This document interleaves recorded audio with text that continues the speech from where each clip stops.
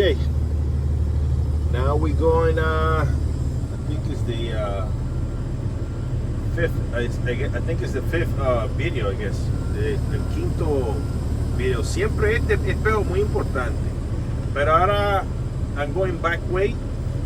See, gotta be careful with that corner right there. And this is the blind side. They call it the blind side. El lado el lado ciego en español.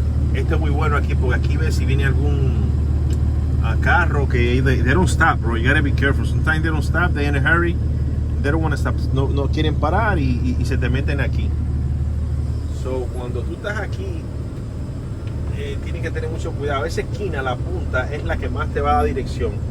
Y puedes venir por acá, ya cuando está ahí, vas mirando. See the trailers over there? So you do you do about like 2-3 feet. Tú le das como 2 espacios de el blind side. Ahí despegado del otro trailer, ¿ves? Lo corta, you cut the most you can, and you're about to get it there. You're about to get close enough to twist, to cut. How do you call that? And you're about to get it. Look. This is a perfect shot. Look, see over there in the back, almost. So that's the blind sign part.